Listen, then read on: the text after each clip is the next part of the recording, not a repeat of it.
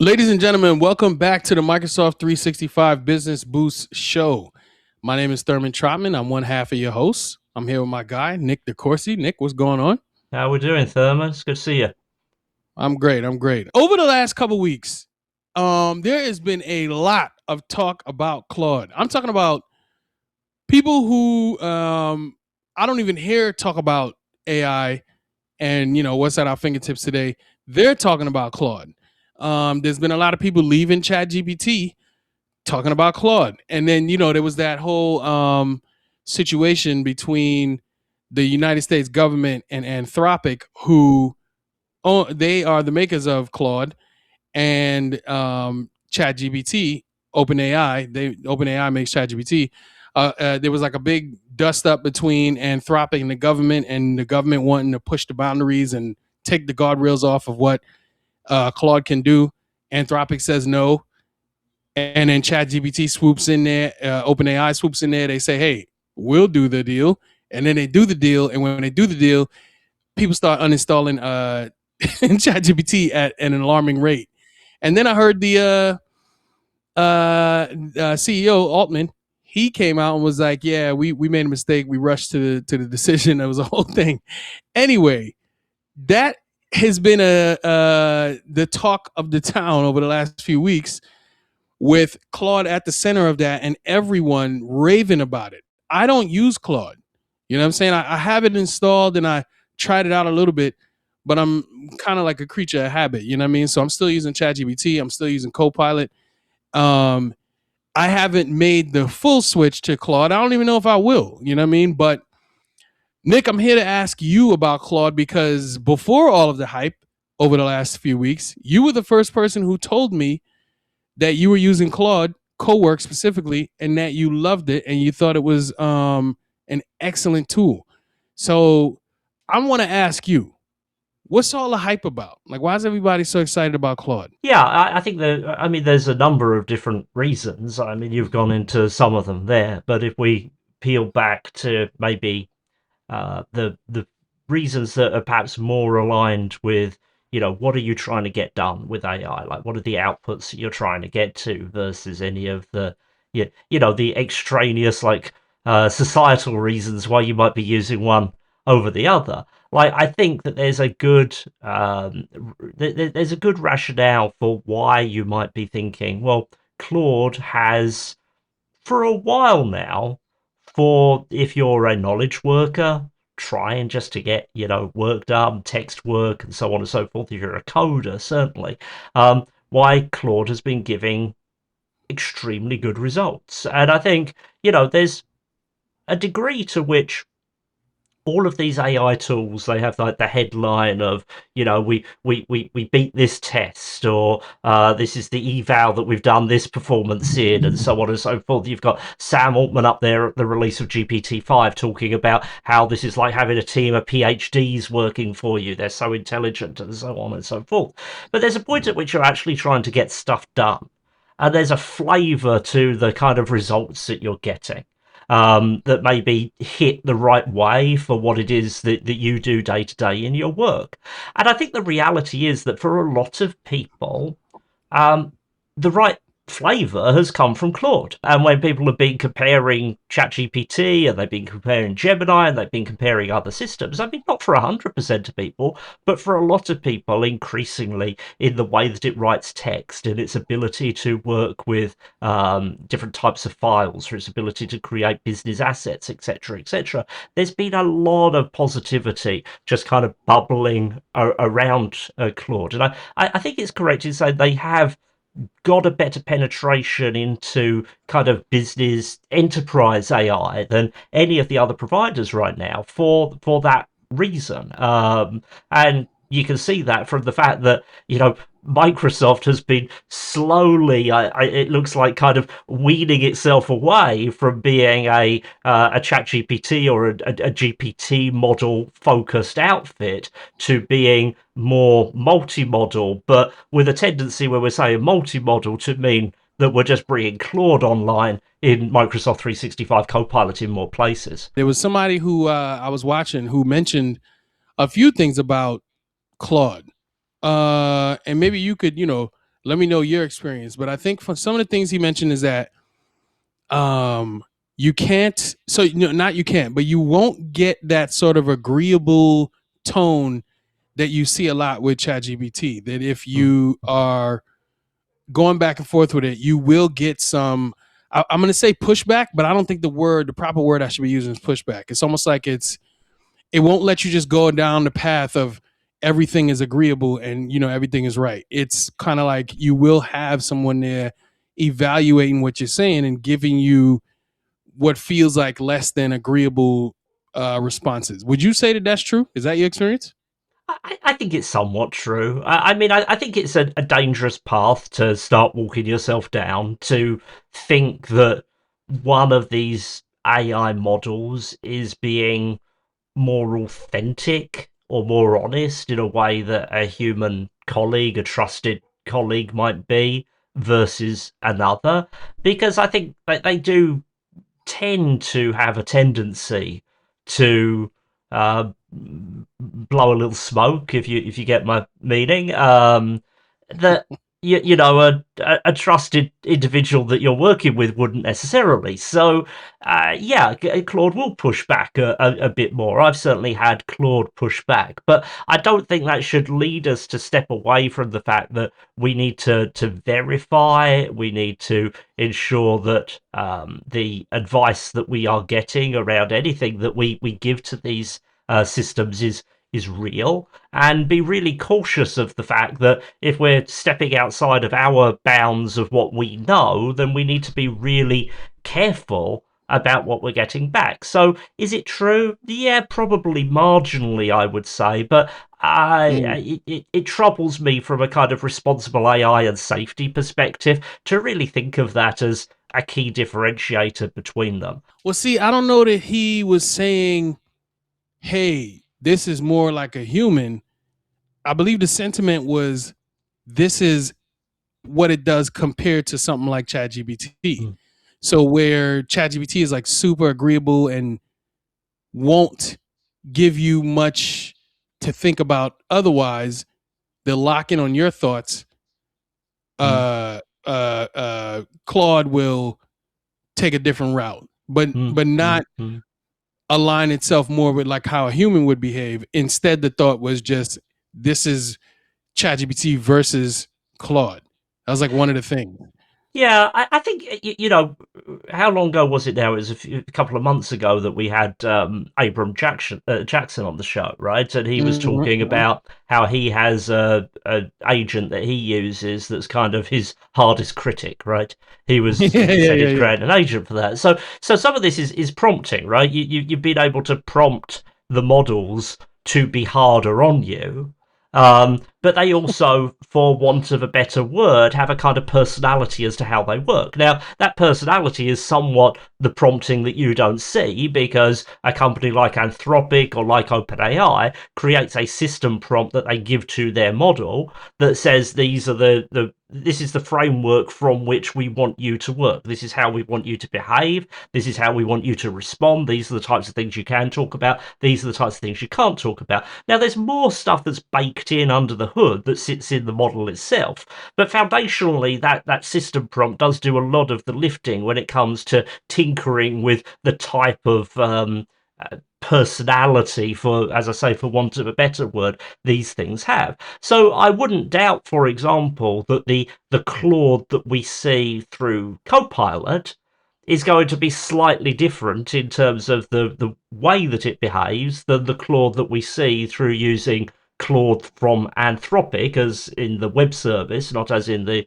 API, just because there may be a slightly different system prompt that's sitting around it. So again, I struggle with the idea that those kind of broad, like, things that are almost to do with like trust in how they work should be something where we're seeing a differentiation between these different models or tools, just because I think some of that comes down to where the technology generally is at right now versus the subtle differences that we see between the different models that we're working with. But that's a personal opinion, and I mean, people who Well, that's what I want. are working with I'm this looking for stuff. your opinion. Yeah, I mean, some people might think about it differently, but that would be my opinion on it. If I was advising you from kind of a safe perspective, I would think, you have to think the worst case scenario and consider that they may be leading you up the garden path, so to speak. Okay, and then another one was images. Yeah. I think he said ChatGPT is where they do a pretty decent job with images, but Claude seems to still struggle in this department. What But do you generate Claude images in is Claude? Claude isn't an image generator. Oh, So okay, so it just I doesn't don't do it. believe that Claude can generate images. So Okay, yeah, I something to think about. that's not a tool for Claude. I mean the one that's the most popular right now is Nano Banana, I think, from Google. So they kind Right, of go back and forth as to who's the most capable image generator. But that's a slightly different use case than the chat cases that we kind of see in right. a lot of business type work. Now, now here's another, I guess, personal question. You use Cowork. Do you have an example of something that you do that you're like, yeah, this is one of the reasons why I continue to use this tool because it's just damn good at this one Oh thing or yeah. two, whatever. What do you? Yeah, what is it? What's something that you might use it for regularly that you're like, man, this is really good, great experience. So as an example, like I spend some time quite regularly putting together demo document sets for trainings that I do, or for demos that I'm doing for videos, and so on and so forth.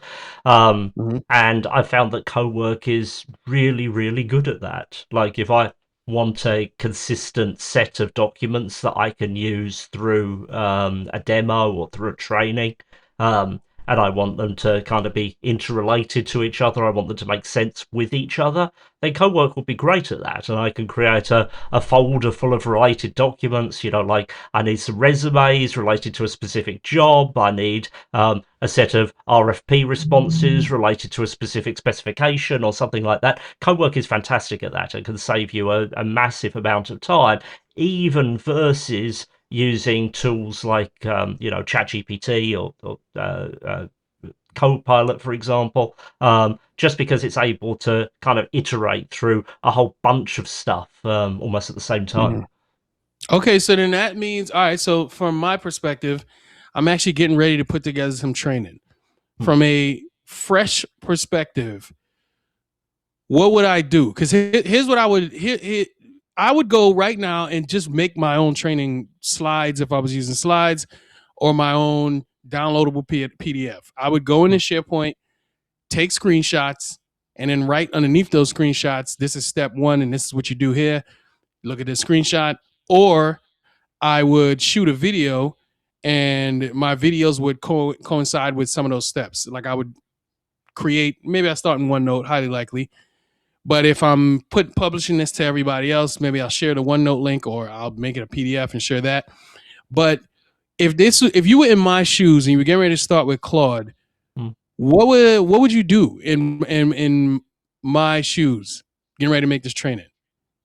Yeah, Or am well, I coming from the wrong angle? I actually did my first session the other night. I did a session for a job seekers network actually, Mm-hmm. where I had Claude Cowork create a slide deck for me for that session that was actually looking at how you could use Copilot or other AI tools in relation to job seeking and how it might be altering the workplace. And I had it create a slide deck. It got a good draft of a slide deck. It didn't get it 100%, but it got me a Mm-hmm. decent way of the way there.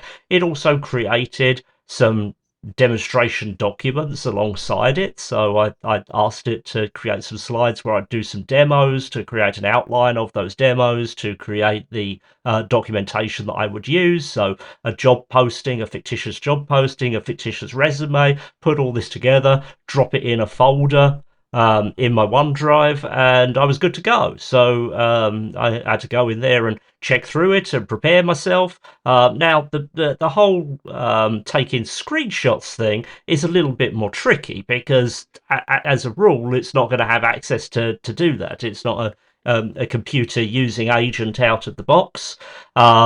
I guess conceptually you could use some kind of like Kua kind of approach to go and take some screenshots for me, but that's not something that I've personally done, so I couldn't speak to that. But in terms of Mm. creating a slide deck and creating some demo data, like say you want to upload a bunch of stuff into SharePoint to demonstrate something like autofill, for example, that's a common demo that you might want to do.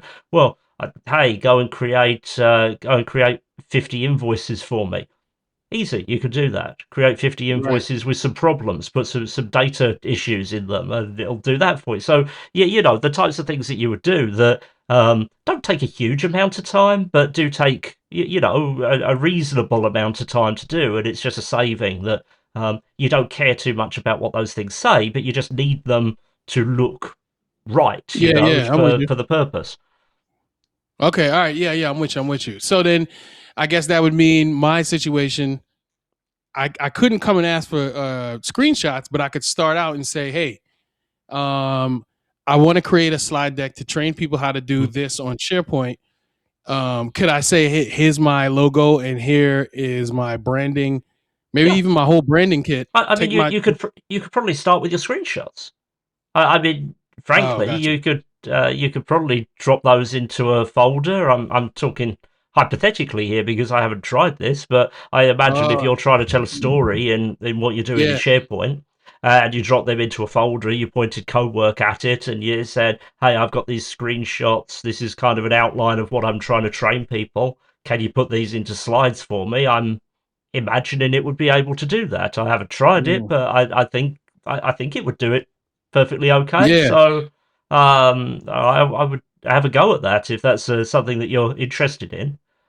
That's like that speaks to the quality of its model, right? Because if I tried that with some other platforms, the other platforms might not even be able to get Well, me where I need to be. again, I'm going to go back to the talk that we Okay, did with okay. Abram, where we talked about the fact that the issue with these tools isn't that they're not smart enough to do it; it's the tools that we've given them access to, right? So the Hmm. thing with Cowork is we're giving Claude the model access to a folder on our system that they can work in, right? So we're giving it access to look at all of this stuff that I've got here, and I'm saying screenshots. So I'm believing like it can do things like organizing your photos, for example. So what I'm understanding from that is that it's going to look at the image. I'll give you another example of what I've had it do.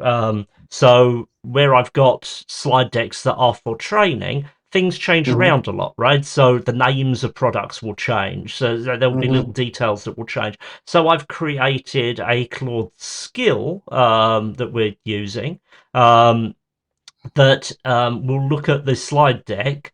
Will actually convert the slide deck into images, so it's looking at it visually. It's not just looking at the text because of that issue, Therman. You're saying that a lot of this stuff is screenshots, right? So if you said just look Hmm. at the text, like a lot of my slide decks don't have much text because a lot of it is like screenshots and stuff. So I'm like, look at Hmm. it visually, identify what's going on, check that nothing has changed technically here. I mean, there's more to it than that, but it's able to go through that slide deck and make some recommendations to me as to things that would need to be updated. So I've got this process which is about the checking the technical authenticity of the slide deck, and it can do that by routine. So that's kind of the other end of creating the deck. So yeah, but you just need to give it the tools to do that. Of it can create those images, it can look at them, it's got the visual capability to look at them, it's able to go out and it's able to do web search. So from there, you do the web search and it's able to find information off the web. You put all of these different tools together,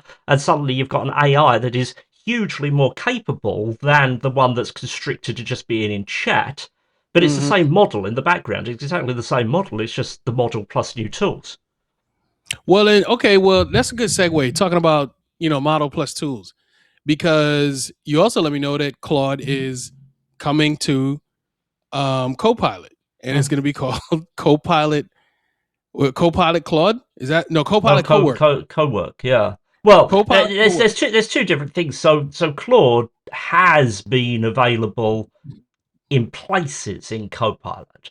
So that's Mm-hmm. been the case since the start of this year. It became kind of default in a lot of places. It never became default in the UK and EU, but it's default in a lot of places that you've got that. But now Microsoft is stepping this up, and separate to that, they're actually bringing a product called Copilot Cowork that parallels Claude Cowork, but is going to be within Microsoft 365. Okay, right. So now that I assume should tell me that the way that I know that Copilot is scoped on my 365 tenant and all the work that I got going on, my emails, my my sites, my Mm. spreadsheets, my Word documents, everything, that this new edition should also have these things available to it as well, right? I have to assume Yes. that. Yeah, that is my assumption is that the scope of data is the same as Microsoft 365 Copilot. Okay, now But as a Copilot user, what'd you say? I was going to say, as we're speaking though, this is coming to preview at the end of the month, so um, I'm guessing. Right, right. Yeah, gotcha. Yep.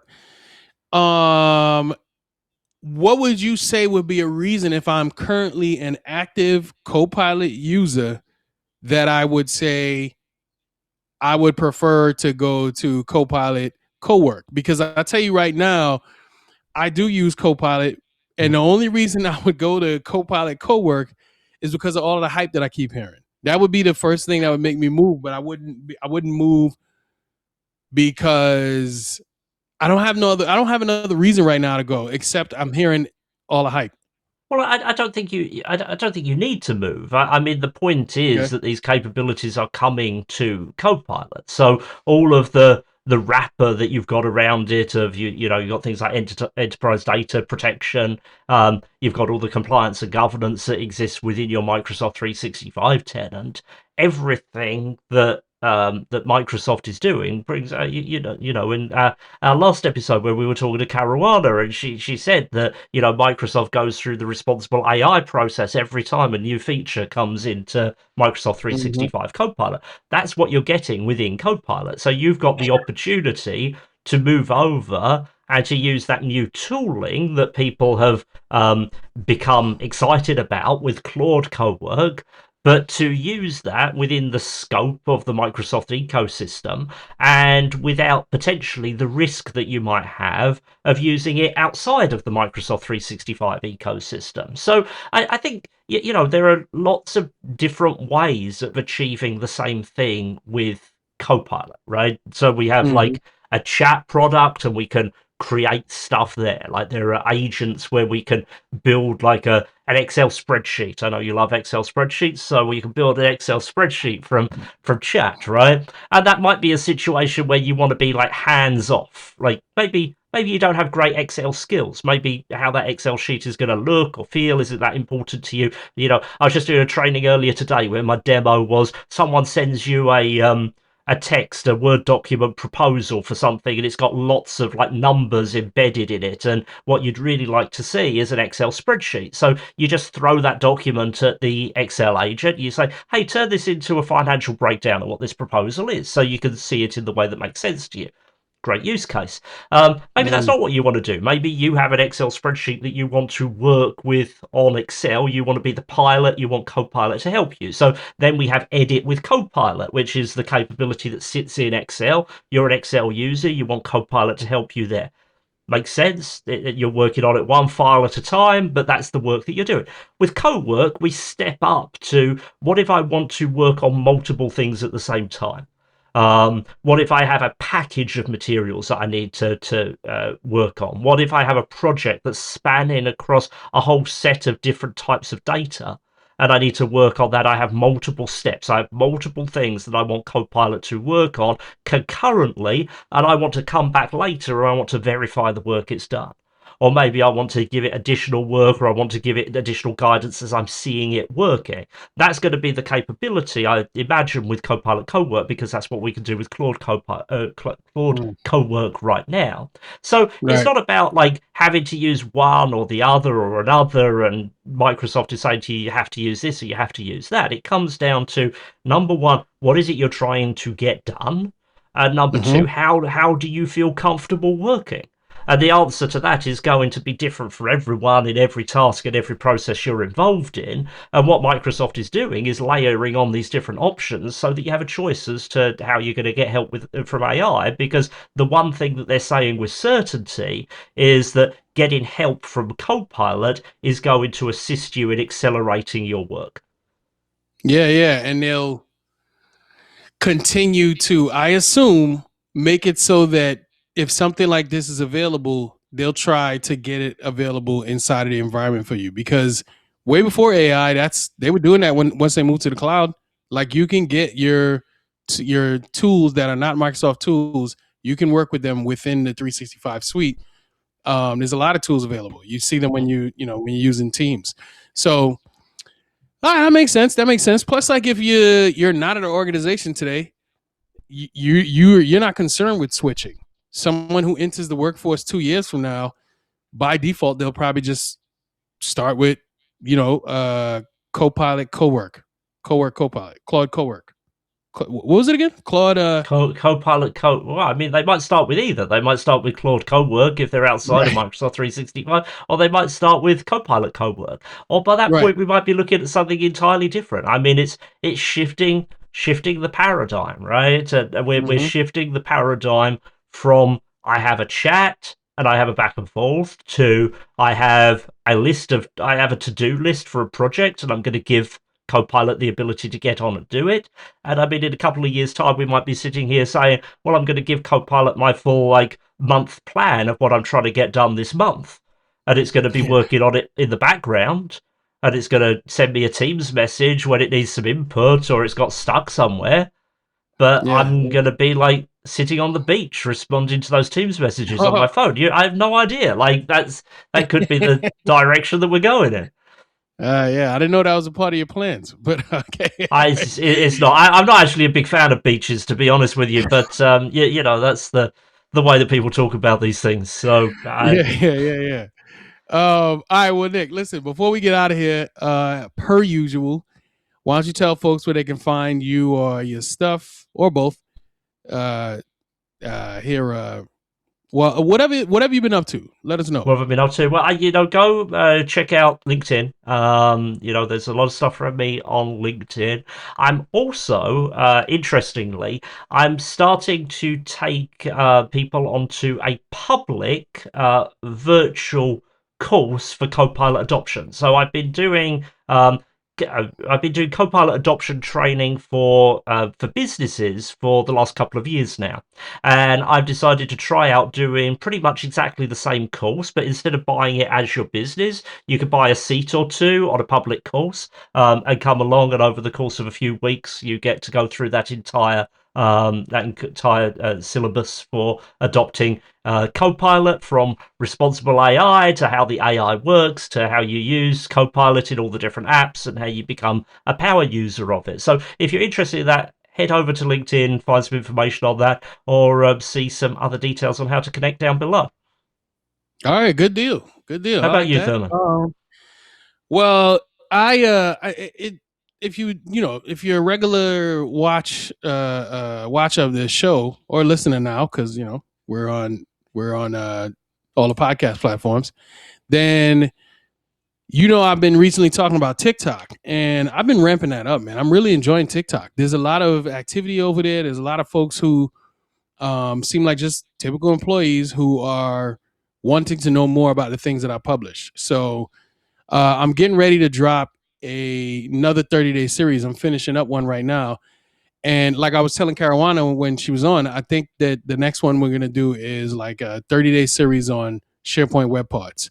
Hmm. So even though we're moving to a situation where you may or may not even need to know what the web part is and you could just create sites, I still think it's super valuable to know what is available to you, because if you get into a situation where you just have the AI spin up the site for you, right? A SharePoint site, and create some pages and put some web parts on the pages and whatever. I think that I'm assuming you're going to have the ability to still manage that. You can take off whatever AI suggested, put your own one on there, do all that other kind of stuff. It's important for you to know what's available to you so you can adjust fire if you see that AI made a choice that you don't like.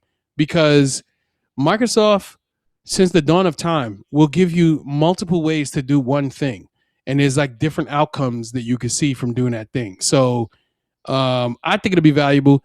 If you want to see it, you can follow me on TikTok or just check it out on YouTube, because I publish the same videos on YouTube, even though they don't get the attention that they do on YouTube that they do on TikTok. It's all good. So yeah, check me out here in a few days with that, the 30-day series on SharePoint web parts.